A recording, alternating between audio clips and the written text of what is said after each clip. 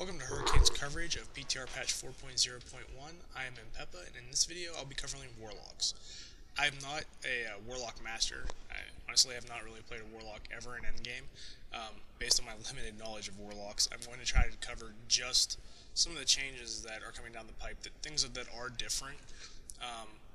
This is by no means an instructional video on how to play a Warlock, so just take from this, these are the changes. Some of the things that you'll notice right off the bat is that you saw the Nightfall procs for the instant cast Shadow Bolts. It's not really changing, but you can see the change in the UI. So you know that stuff is up. It's the Power Wars effect, and that's how it's going to affect you Warlocks. For this, I'm Spect Affliction. So just so you know what I'm doing here.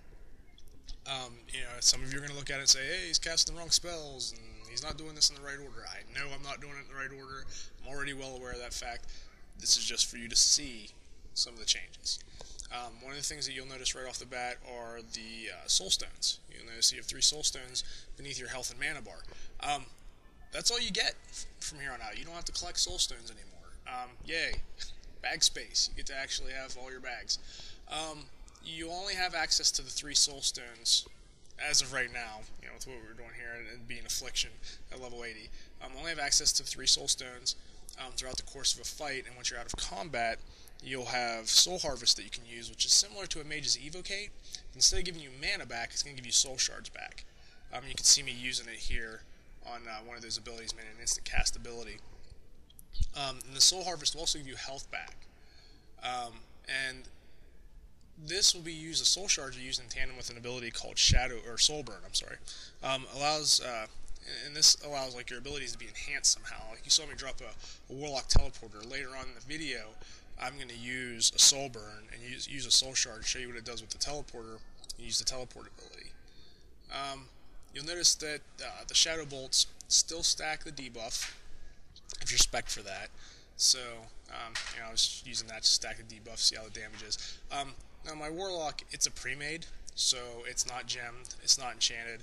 So when you see the damage, that is not in any way going to reflect the kind of damage that you can potentially do. There you see, I used the Soul Shard. I'm running faster after the teleport. I got a speed boost after that, so that's kind of cool. But the damage that I'm putting out is not necessarily the damage that you will put out. Chances are, if you're already a geared Warlock, you're going to put out more damage than I am. So don't stress that end of it.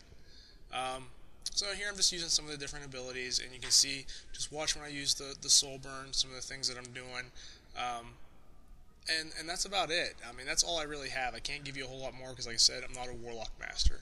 But the Soul Shard change seems really cool, and I also noticed that Life Tap seemed to give me more mana back when I used it than previous Warlocks that I've played. So I don't know if that's a big thing or not, but as far as if it's a huge change or not toward an endgame Warlock, but it's there. So you'll notice it there. I did an instant cast. I used the Soul Burn to do an instant cast Pet Summon, and I'm resummoning my Imp here.